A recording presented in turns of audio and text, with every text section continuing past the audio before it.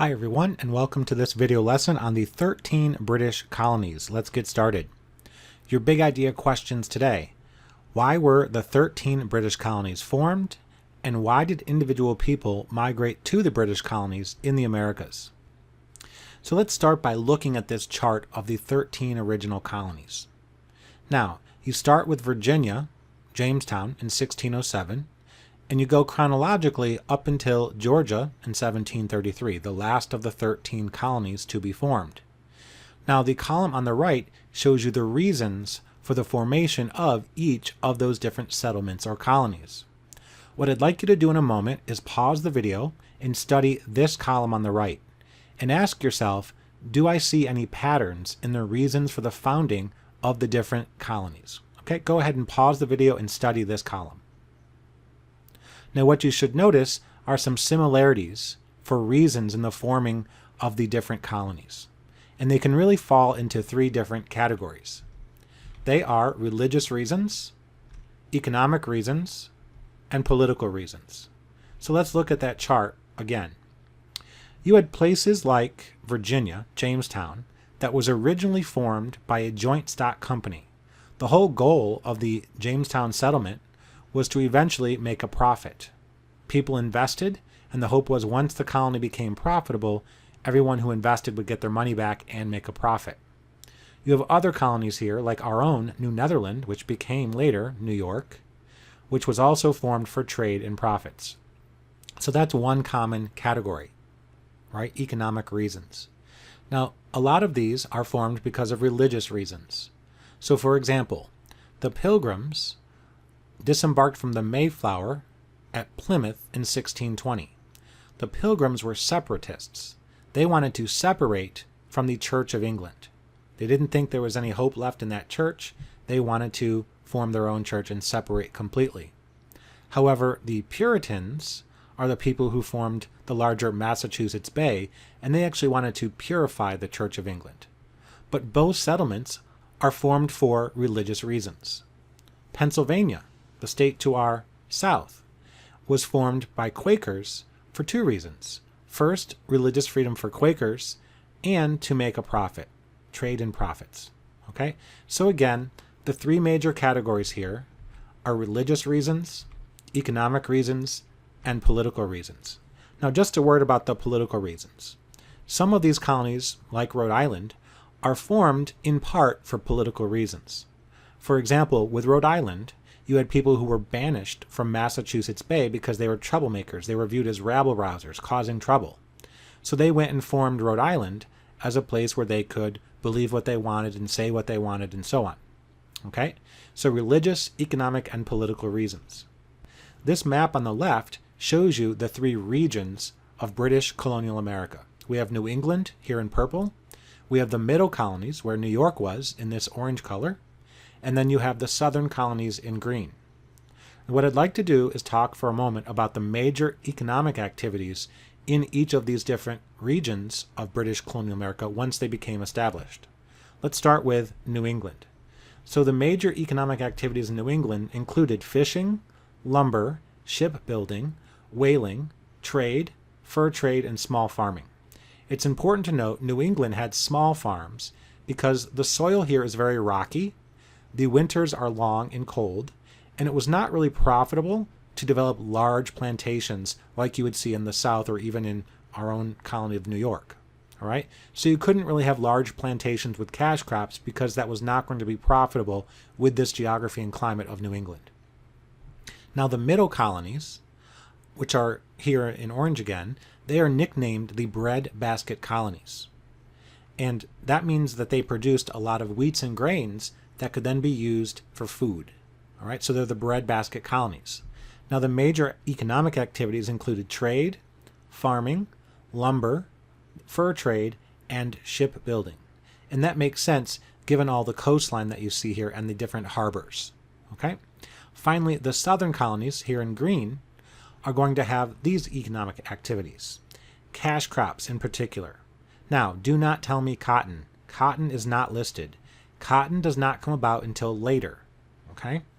Tobacco was the original cash crop in the Chesapeake region, not cotton. You also had rice and indigo, which is used in dyeing of fabrics for clothing or cloth, lumber, and as well as trade. Okay, so those are the major economic activities in each of the three regions of colonial America. We've been saying the 13 British colonies. Take a look at this map. It shows ethnic diversity in the 13 colonies. I just want to point out, even though we refer to them as the 13 British colonies, you actually have a lot of diversity. You have people, of course, from Africa, the slaves. You have Germans, Scotch-Irish, Scottish, Welsh, Dutch, French, Swedish, and so on. There's a lot of ethnic diversity in these so-called British colonies.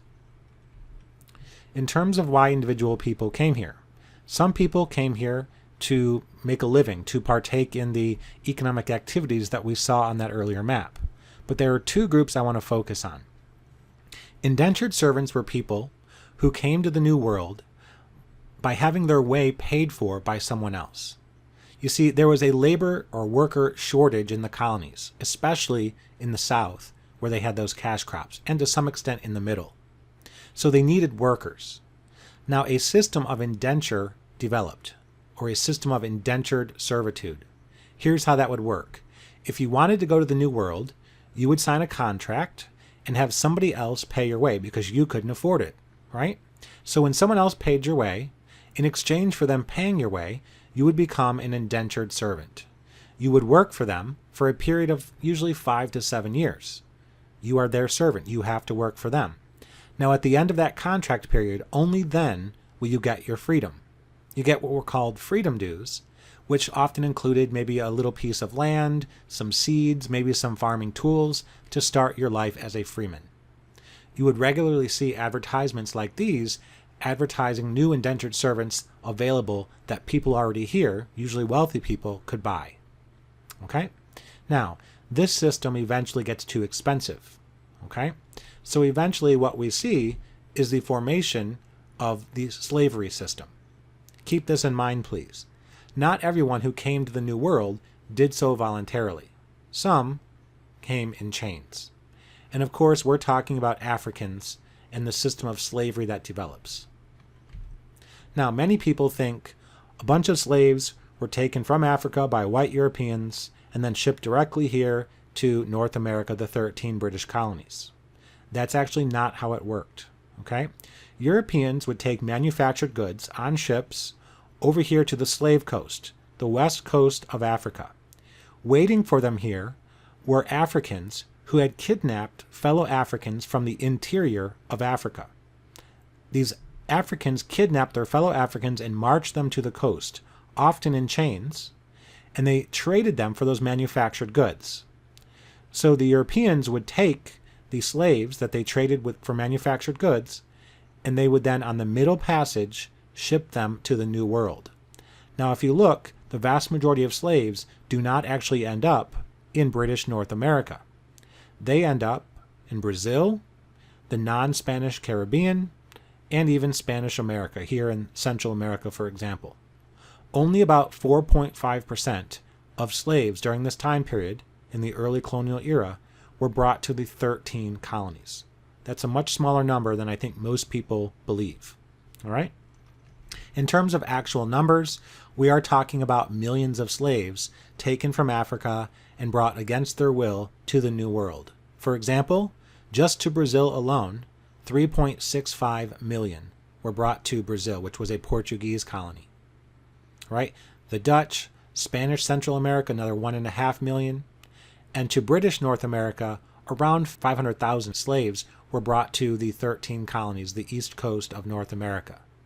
Now, this number of slaves will increase drastically through natural reproduction. Let's summarize this lesson. There are patterns in the reasons for the development of the 13 colonies, for the reasons why they were formed. They fall into the categories of economic, political, and/or religious. After the colonies were formed, individuals migrated to the colonies for similar reasons, especially economic and religious.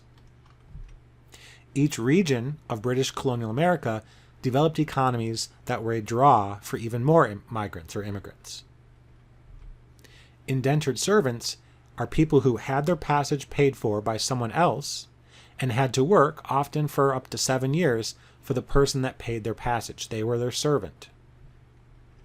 And then Africans, of course, migrated to the colonies involuntarily through the system of slavery that we'll talk much more about as the year progresses. Right? That's it for this lesson. I hope you learned something. I hope you took good notes. I'll see you tomorrow. Get her done.